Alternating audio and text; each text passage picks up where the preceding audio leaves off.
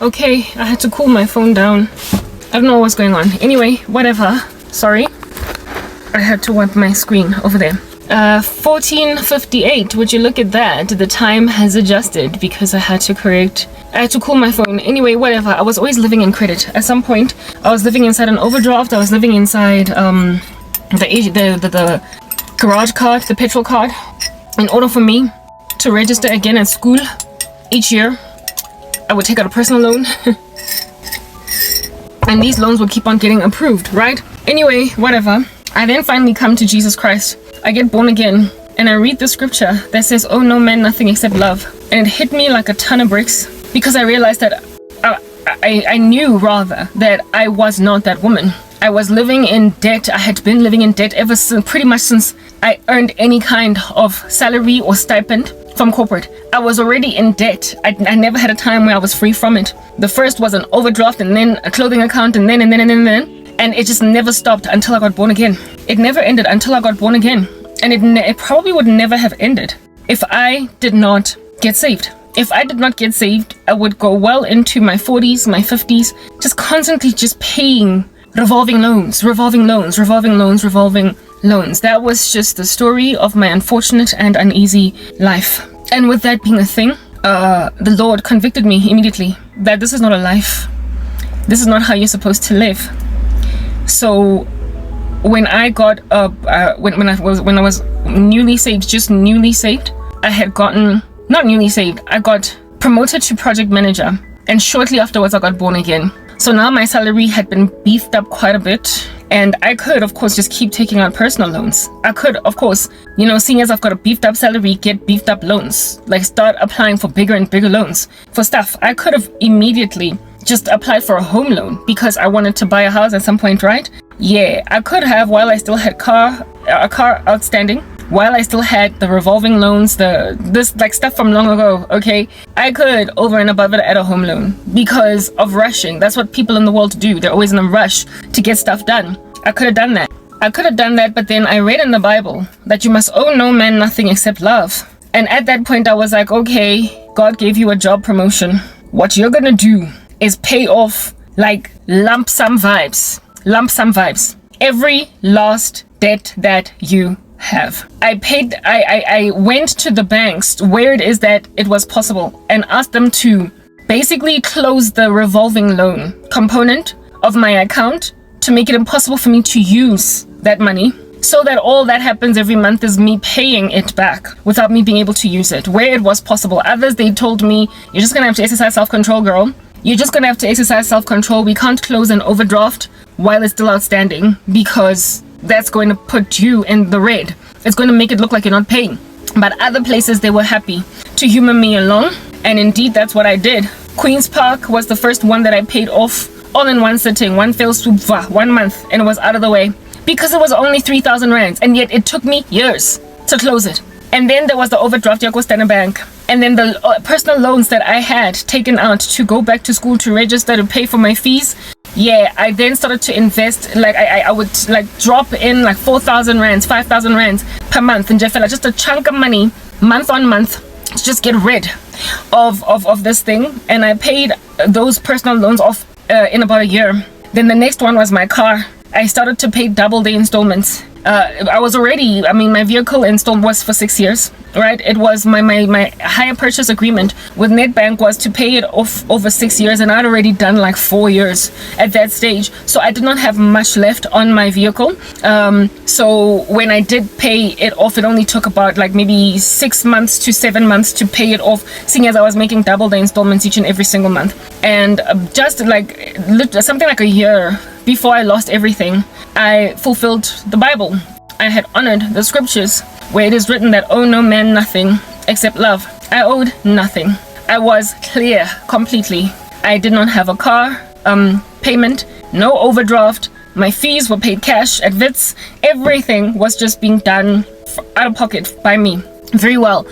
And that was going to be a thing that was maintained. But you see, human beings don't care that other human beings should honor God. The problem here is that people don't want people to honor Jesus. The world is like Cain to Abel. Do you understand? They give God blemished sacrifices, and then they expect They give God blemished sacrifices, and then they expect their victims to, as a result of sabotaging them, to fall into the same whirlwind of crazy that they're in. Sabotage is Cain's first modus operandi, hoping to cause Abel to settle or to do some evil. And when Abel doesn't do evil, but rather continues to strive for God within the space of sabotage, that's when Cain gets really below the belt and literally plots murder. You try to kill people. So what happened with me, I had paid off my debt. I was good now. This car I chase to a point where it's causing my phone to overheat, but we'll talk for however long I'll be allowed to talk. Okay? Yeah, no. I had now paid off everything. And the devil raised up in my mom, raised up in my ecosystem, blah, blah. And even though, like, I was so determined to owe nothing there, that I moved out of my apartment where I was renting to go back home to live with my mom, so that I could use the money that I was paying in rent to contribute to the paying off of my debts. My mom made me pay occupational rent, Kontlunya High. That was pretty much half the rent I was paying in my apartments. She made me pay her 3,000 rands every month to live at her house. Whatever, cool, I did that. But it was still 3,000 rands. My apartment was 7,500 rands rental. It was 6,800 at the time. That was my rental. In that apartment that I used to live in, go honeydew. So I had some pocket change, and I gave my mom occupational rent, whatever. I didn't care, I didn't mind, and I was able to therefore finish paying my debts. So here it is that I was living at peace with my mom, and somewhere along the way, wavugelwa is something. We had a disagreement, a fight of sorts, and she kicked me out of her house. That is just the nature of sabotage, nature of witchcraft, nature of Cain hating Abel, like proper. Like a person that you need. Like my mom she needed that 3,000 rands a yam. And on top of that, my little sister was in boarding school. My mother was suffering from empty nest syndrome. So she needed a child in the house to entertain her. And she also, of course, certainly needed the money. And not only was parting ways with that 3,500 rand, but every so often, I remember she got into some bumper bashing. And had to pay excess insurance that was in the thousands, and I gave her that money. Those were the benefits that I was to her. Do you understand? I paid for excess high so she could get it back type establishment thing. This woman in a spiritual war that we were in, because it was spiritual. I had seen some dreams, and I'd raised them. I'd seen some activity on the part of her, my sister, like the family at large, and I raised it. And she kicked me out of her house. Wangi kosha endlini yakhe when I had zero debt. Do you understand? And upon kosharing me, I had to live out of the bed and breakfast while looking for my own apartment with my car packed with my clothes and everything. She kicked, like, same day, she was like, get out. I lived in a B&B for like 2 weeks while looking for an apartment. And in order for me to, also when I moved out of my apartment, the old one, because I was starting from scratch, turning a new leaf, I gave all of my furniture, literally, I gave all of my furniture to my cousin. Betrayal, guys. Every last one of my furniture items, down to the teaspoon, went and betrayed me and pulled the rug from underneath my feet and stole my whole freaking career and degree. Y'all need to understand, when you are nkonkodi picking, you will always try to bring somebody to that gangster level. When you're always running away from the popo, you will literally try to always bring somebody down to that level. You will do it. You will do it. You will absolutely do it. Here it is. Anyway, whatever.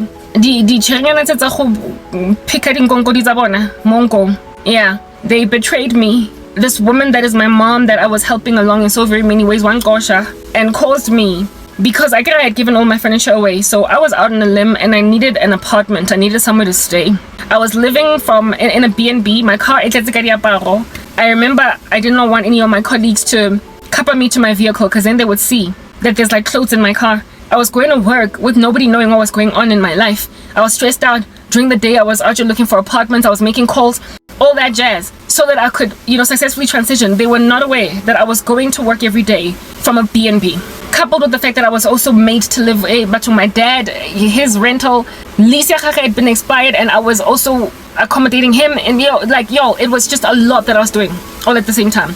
A lot. I had to pay for his furniture removal, and then before getting him another apartment, moving him to another place, he had to live somewhere, and he was living with me in these B&Bs. So I was basically paying the bed and breakfast cost of a 2, sometimes even a 3-bedroom, if that's all that was available, apartment, when I could just be paying for just one person, right? That was like what I was going through. I don't even want to ruminate too much on this stuff, and I also want to cut it very long story short, because I don't want to think too much about the details of what I went through in the very beginning of my sorrow, because it's just very triggering. But bottom line is, my salary could only take me so far with all these new developments. My salary could only take me so far, and at that stage I had been tapped on the shoulder off by FNB to take out private banking.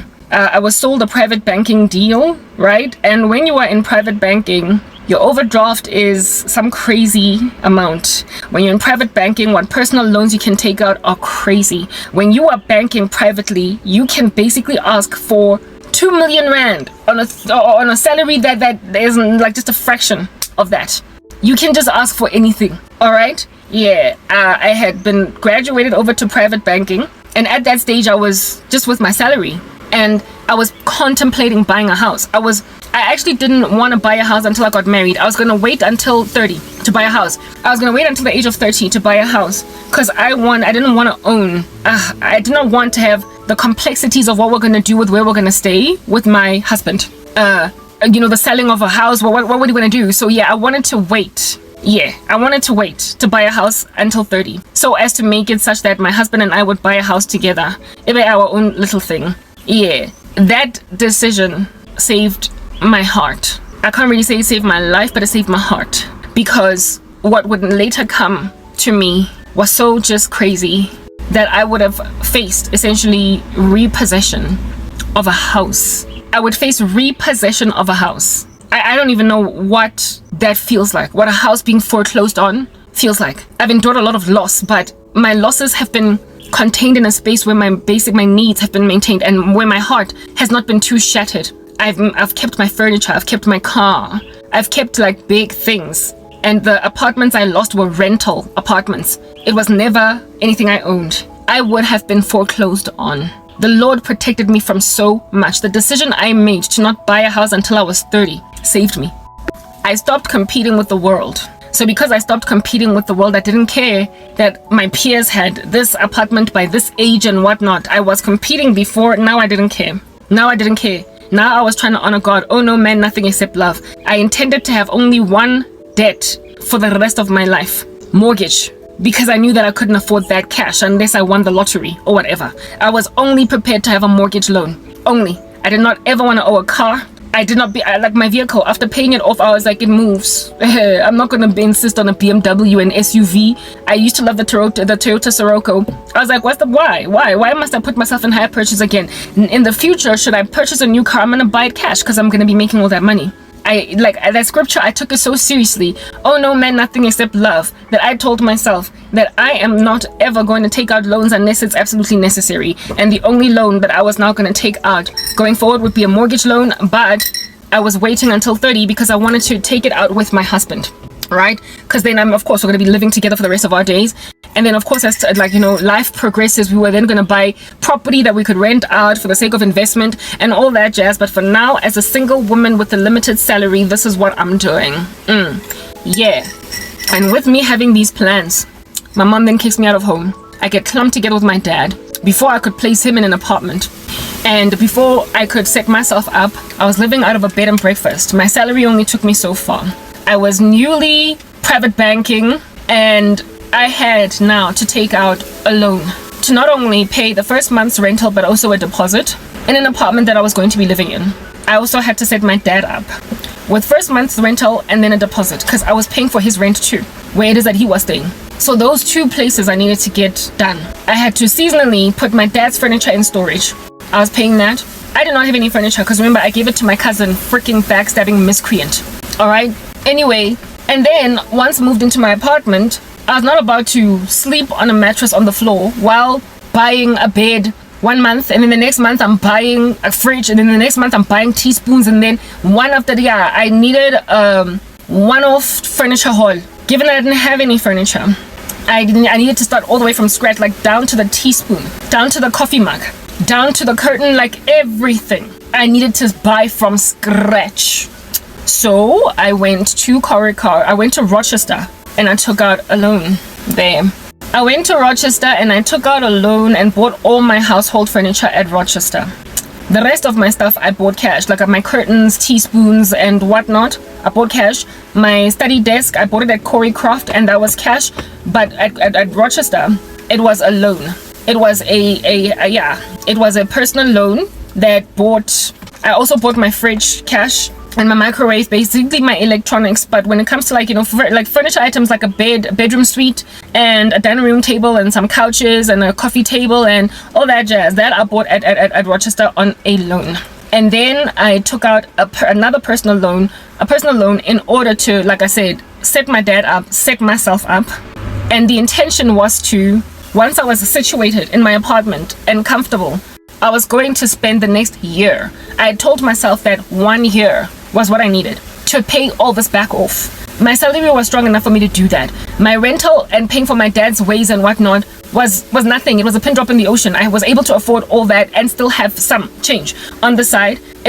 So therefore it would have taken me, the loans that I took out, would like just like a year tops. But it would not be a year before I lost everything. It would not be a year before MTN turned beast on me. It would not be a year before I lost my career overnight for nothing. It would not be, it literally was within the next couple of months. Like everything of mine fell apart. Like within a 6-month period, I had lost my job. From the time that my mom kicked me out of her house to the loss of my career altogether was only about 6 months. Everything in my life fell apart in a very short space of time. Prior to my mom kicking me out, I had no debt. No debt. I was paying nothing. No petrol card, no overdraft, nothing. I was on private banking that eventually would have abandoned me because I couldn't afford to be a private banking client anymore, but I didn't owe anything. And my private banking facility online, like when you're private banking, you don't even have to go in the bank to apply for a loan. You just click a button in internet banking and you've got access to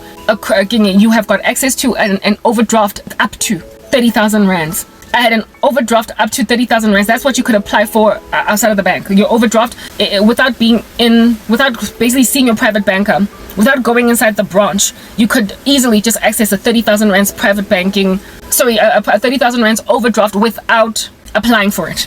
But if at all I wanted more, I would have to call the banker and he could then avail to me up to maybe even 200,000. Guys, it was so sad what happened to me. It was just freaking sad. Anyway, whatever, with these sad eventualities slapping the living daylights out of me, I tapped into that 30,000 rands private banking fee. I also then took out another I think 2 personal loans in total with FNB. With the same bank that I was banking with, right? I moved over to FNB. I was initially in Standard Bank, I told you. Then I moved over to Nedbank since I was working for Nedbank. And now that FNB tapped on my shoulder to private bank with them, I then moved over to them. So I moved everything of mine, my salary, everything to FNB. And I applied for everything of mine through FNB. And what have you? Yeah, okay, cool beans and bananas. FNB gave me all these loans and I was going to pay them off within a year and go back to owing nothing. All right? And then I lost everything. You know, Cain apogile, he will try to force you to give God a blemished sacrifice. He will force you to fornicate. He will force you to marry an unbeliever. Cain will try to force you to compromise, to lie on your CV, I could go on. There's no end to what this little idiot can do in order to try and achieve Abel giving God a blemished sacrifice. And my audience, it's like Cain, a whole bunch of professing Christians that don't know God from a bar of soap, that have squeezed my life into a ridiculous corner to try and make me themselves. Misery loves company, but even though they claim to love him. Do you understand what I'm saying? They hate God even though they claim to love him. And so all they can do is sabotage a saint. All they can do is keep a child of God so squeezed in a corner that she will finally, guys, there's nothing that disgusts me more than men that feel entitled, that look at you and are like, I could hit that. I can't stand perverted men. And yet the way that women are throwing me to them, the way that these Cain-like women are like, eventually you will take it. They are supporting rapist men. Do you understand? And they think that they can just put me in so much attrition, just pressurize me so badly that mina ngizogcina ngithathe i-business card yenja echadile etlong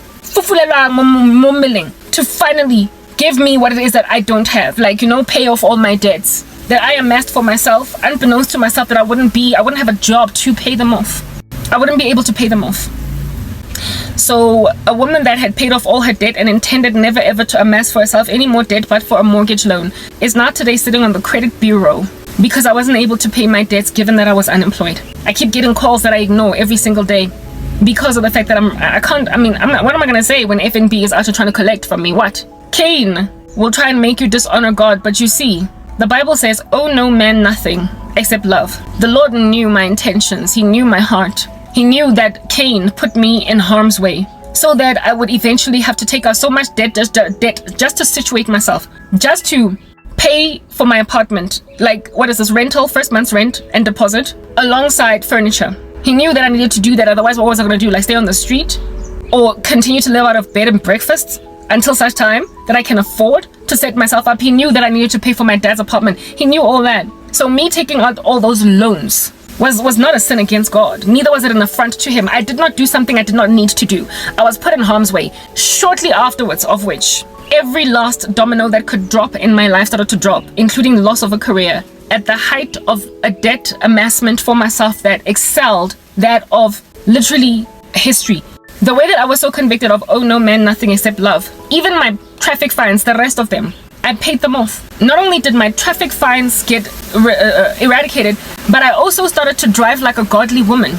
I told you that I used to drive like a mad woman, that I would speed everywhere, and that I was always late everywhere prior to my redemption. Redemption, being born again, slowed me down on the road because I started to obey the law, and I was not in so much of a rush anymore.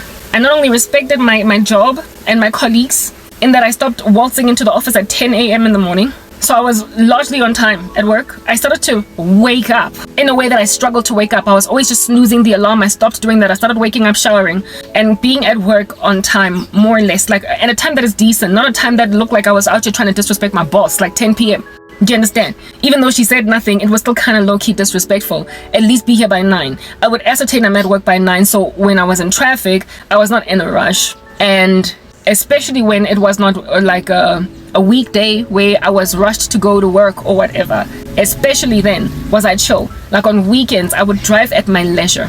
I took mind to actually look out for signage on the roads to see what is the speed limit, and I would keep within it. So I not only paid off all of my debts, but just basically amassing for myself all those traffic fines made me realize that if at all I'm going to owe no man nothing except love, I also need to stop putting myself in a position to owe any man anything. So if you don't stop slowing down when you are driving, Karabo, you are not going to stop amassing for yourselves tickets that you're going to have to pay. So I started obeying the law. I started obeying traffic laws. Do you understand what I'm saying? Yeah. I started to obey traffic laws, and so I did not have any tickets outstanding. Still to this day, I have no tickets outstanding, right? That's one thing that I've been able to keep in a bunch. I still don't, I stopped having tickets that were outstanding because I paid them off, and I paid off all of my other debts. However, because of that disaster situation that ensued, I now owe FNB loads of cash and Rochester. But Rochester, the reason why my furniture has not been repossessed is because they, I think the word that is used here is underwrote, or like, you know, when a company hands over its debt for a fee to another company so as to eliminate, so this company is the one that pays Rochester for the furniture, and then you owe that company, and that company, seeing as it's not Rochester, cannot repossess your furniture. They can only just call you and hassle you. It's the price that Rochester has to pay to eradicate the prospect or the possibility of people not paying for furniture so they don't have to repossess it. So I'm glad that Rochester had that kind of arrangement, because if they didn't, they would have repossessed my furniture. So still to this day, I still owe Rochester. Whoever I owed in 2014 when I lost my job, I still owe them. I still owe them, you guys. And now I've got extra debts on my person in the sense that my license disc is expired years now.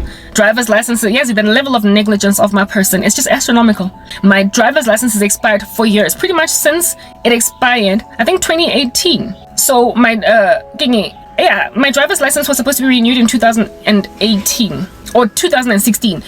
2014 was when I lost my job. A driver's license is valid for 5 years, and my driver's license was due for renewal after about 2 years or 3 years of my unemployment. it has not been renewed since then. So my driver's license has been expired for like 7 years or something. My license disc has been expired for like about 9 years because I lost my job 10 years ago. So it was only like left with like a year on its like thing. So a 10-year expired license disc and a 7-year expired driver's license alongside all different, and VITs, my fees at VITs as well. I owed VITs fees the very last year that I was there and I wasn't able to pay them. So I owe VITs. I don't know, but everything that I was going to pay cash, everything that I was going to settle by the end of the year, that is 2014, I wasn't able to get to it. And now today I'm sitting on the credit bureau looking like an irresponsible person. You see, at face value, I look like I don't care to pay my debts. But God knows what happened. God knows what happened. That is the story of my uneasy life. That's the story of my unfortunate situation. Gunjalo nje. That's just my life. But you see, guess what I have right now? A clear conscience. I'm unemployed. And that's why I'm on the credit bureau. I'm unemployed. And that's why I owe everybody everything. I cannot pay my debts. And because of my inability, my sheer inability to pay anyone for what under heaven it is that I owe them, the Lord is not then going to hold it to my account that I owe money that has not been paid back. It will be put on the account of Cain, the individual in question who put me in a position to not be able to pay off my debt. So essentially, it's my mom that's on the credit bureau. My siblings, my cousins are on the credit bureau. My former boyfriend, all these people, they are the ones that are on the credit bureau, not me.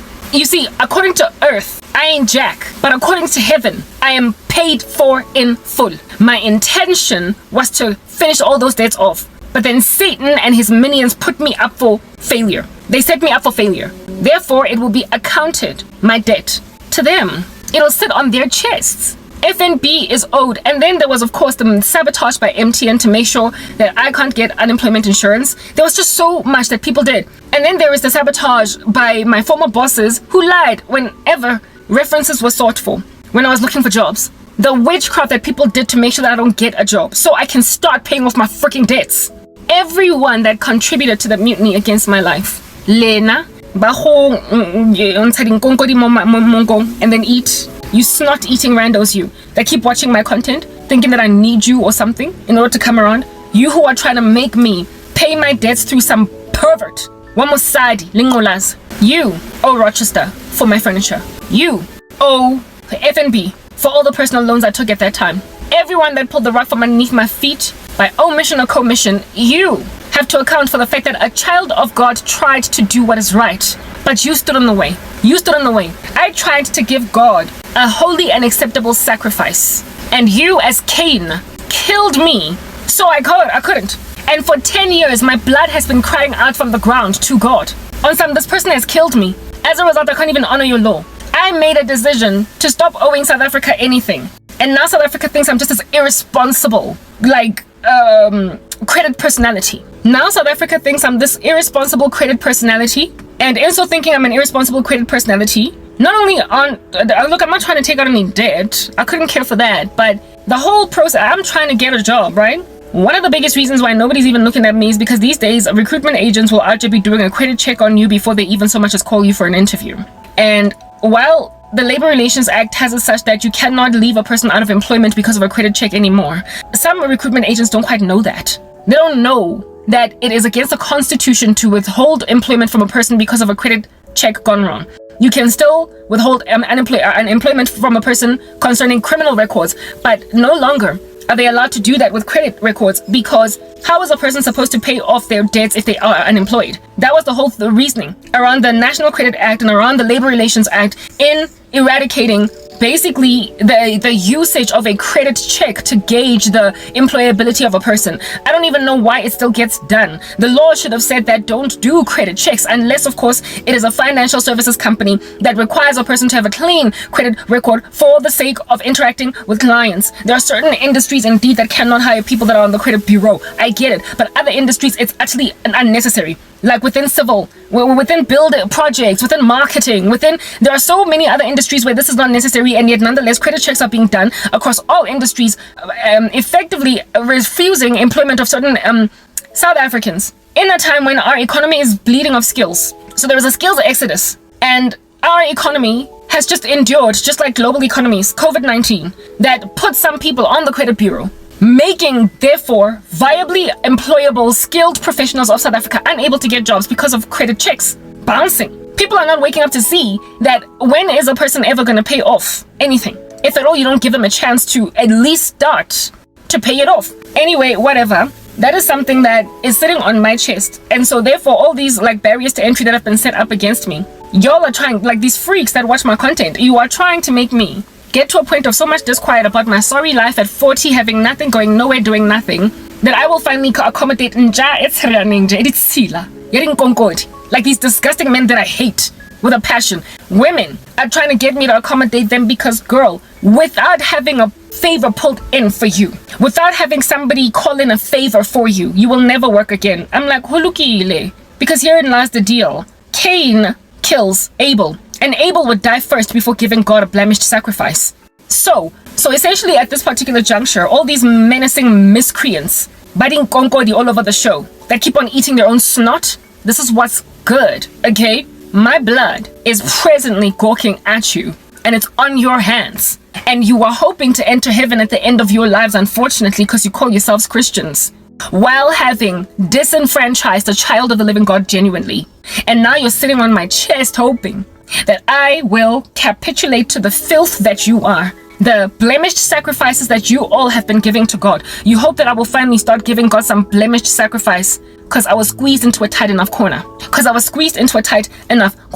You hope that I will eventually do what you did to get ahead. Sleep with men to get ahead. Lie on a CV to get ahead. Claim that I finished my degree without finishing it to get ahead. ABC, basically whatever corrupt activity that you did to get ahead. I was trying to honor God as at the date of the loss of everything. And all of these losses, the intention is to cause me through them to just take anything so we can all sway left to right, kumbaya, all glad and happy with our respective hell-bound states. So we can all just go to hell together. So we can all just dive into molten lava and in peace. You harass Christians, fake Christians. You wolves in sheep's clothing because you want to comfort yourselves upon squeezing Christians into a tight corner, and so therefore trying to, by subterfuge, stealthily worm in sin into their lives. You hope that you can get them to a point of being so low, below the belt, like you're below the belt, so uncouth and so intensely unregenerate that we can that we can also basically be what you are. You hope to afflict us until we take anything, and so you stand back. But you see, my debt is not even accounted to my account. It's on you. The day you cost my career, you cost my ability to pay for my debts. And so therefore, while FNB might think I owe them, frankly, it's all you freaks that owe FNB. It is not me. I don't owe FNB. But you see, according to the standards of this gangster world, I owe FNB. If at all a just judge in this country that is South Africa were to give me justice, I would have won a multi-million rand lawsuit against the MTN. I would have won recovery to a career, loss of income, all that jazz. And I'd probably be today probably either a business owner or healthily employed in corporate South Africa. But instead, I'm struggling to get anybody so much as listening to me. You have caused you see, because you hope that by mere virtue of people thinking of me as a no-brainer, that I will then automatically become one. So you can understand how long God has been out here trying to reach me for him. Before, something like 2 to 3 years before I got born again, I stopped drinking alcohol. And the reason I stopped drinking alcohol while going partying was because one time I got into a fight with my boyfriend after a club, like at a club. And he disrespected me. Some friend of his, look, it was just very disrespectful. What he did, some friend of his basically called me a harlot for being drunk and dancing with my boyfriend that I had at that stage been with for a couple of years, and he did not stand up for me. We then had a fight. He was the one that was driving. He had already stopped drinking some years prior to that, so he was the designated driver, but we were using my car. If anything, he didn't have a car at the time, and because I was as mad as I was at him, I insisted that I drive. You're not gonna drive my car. You're not gonna drive my car. That's what I was saying. And it was rainy and muddy, and I was speeding because I was always speeding, even when I was drunk. I was speeding in the road, and then I hit a puddle of water. We basically just rode over some puddle of water, and it caused the car to shake because the road was slippery. The car sort of kind of started shaking, and then was headed towards some car. It was headed towards some car, and to avoid that car that was parked on the side of the road, it was like maybe 2 a.m. in the morning. To avoid that vehicle, I swerved the steering wheel to the right, and then the car just spun on the spot. Spun. Foo, foo, foo, foo, foo, foo, foo, foo, foo, foo. And thank God we were stopped by a pole. Still, the dent is on my car. Then that thing, I can even show it to you. I never fixed it because I was busy paying off my debt and my car still moved. And that's all that was needed. You see this dent here? Yeah. That dent is the dent of a pole that stopped my car from foo. If at all we did not stop by a pole that would then hit my car, the vehicle would have hit the pavement and then capsized. It would have rolled over 1, 2, 3, 4, 5 times. And well, of course, if at all that happened, either I would have died or my ex would have died or we both would have died, or even if we survived. Bottom line is the car has toppled over. It has. So now we're talking paramedics. Now we are talking JMPD. I would have gone to prison for drunken driving, and for, if my boyfriend died, culpable homicide. If he didn't die, attempted such thing, putting a person in harm's way. Hey, he was sober with the driver's license, and yet I was drunk with the driver's license. Somebody there was fit and proper to drive, and yet I insisted. Basically, that was the end of my life. My life would have ended right there and then. As we know it, I was going to be in some dungarees in a prison. But the Lord rather, even though I was not yet born again, grace. Do you understand? He stopped the vehicle, and to my surprise, it was still moving. My boyfriend was of course mad. Heck, how about this? We fought, whatnot. And then he drove the rest of the way home. No damage to my car other than that dent. Still to this day. Nothing but that dent. And I remember the next day talking about it, and we spoke about how it is that we felt a presence in the car. At the time, we attributed it to both God and ancestors. Well, now today I know that it was just God. Alright.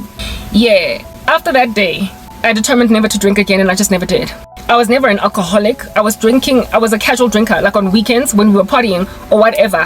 But just the fact that that happened while I was drinking, I just felt this strong sense of warning from God, even though I was not yet born again, that if I drink again, next time I'm gonna hit a person on the road, or next time I basically, whatever it is that comes with being drunk and the irresponsibility of either fast driving or drunken driving, that stuff will get you done some kind of way bad in. Like everybody else of my friends, they kept on drinking and driving. They carried on partying, going to clubs and whatnot, batawe, and drive home, boop, passing out in their cars, in their driveways, and what have you. We all kept doing that, but I stopped drinking. So I was sober all the way up until I got born again. And that was the beginning of the end of a life of crazy. From the time of stopping drinking, all of a sudden, I started getting stopped by all of these police on the road back from clubs. I mean, I stopped drinking and all that jazz, but I never stopped partying. I was still a young person in the world, so I was still doing all that stuff. But the very, it's almost as if though God made sure that I snap out of this crazy lifestyle that I was living before it's too late. Because only once I stopped drinking and I was now responsible in my party life, where I would go partying, boom, boom, doom, doom, dance, but soberly driving back home at 2, 3 a.m. in the morning, type establishment thing. Only then did I start getting stopped by the JMPD. Only then. I have never been stopped by the JMPD while drinking and driving. I've never had to pay a bribe to a policeman or anything of that nature to let me go. Never.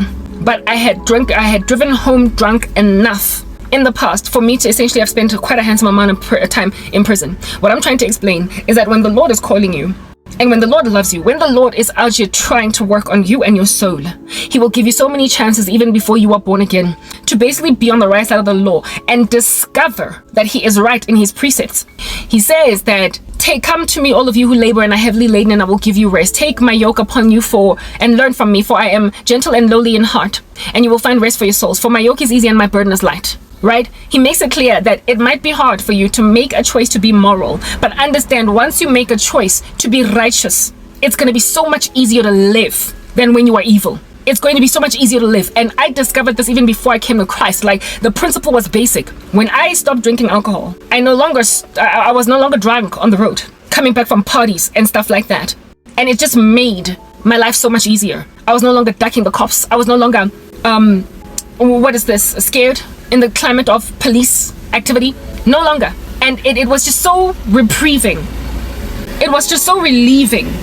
It was just such an ease of a burden on my shoulders, that I saw that it's not worth it.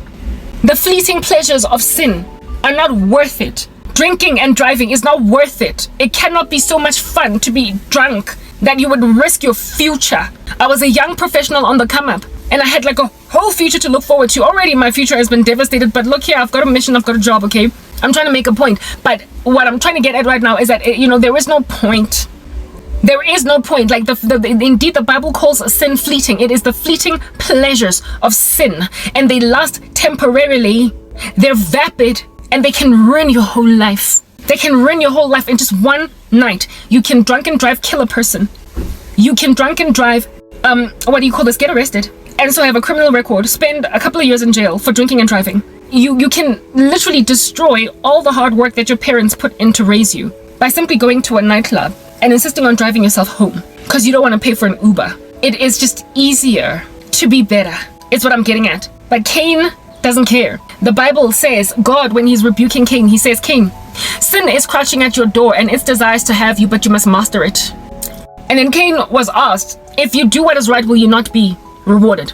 Will you not be accepted? Essentially, God is telling Cain, the reason I don't accept you and your stupid sacrifice is because it's unholy. But if you give me a holy sacrifice, you'll be accepted. And also, I noticed that because you are too lazy to give me a holy and acceptable sacrifice, now sin is crouching at your door and its desires to have you. You gotta master it. But you see, Cain has no interest in mastering sin. He is content with continually giving God blemished sacrifices. And so because he doesn't want to let go of his sin, he then takes it out on his brother Abel, kills him, and then claims he's not his brother's keeper. He takes it out on Abel and kills him because it is just so much easier for human beings to capitulate to the sin nature, to the slave nature. The human heart is deceitful above all things and desperately wicked. Who can know it? Our most righteous works are like filthy rags. We are born dead in trespasses and sins, and in sins did our parents conceive us.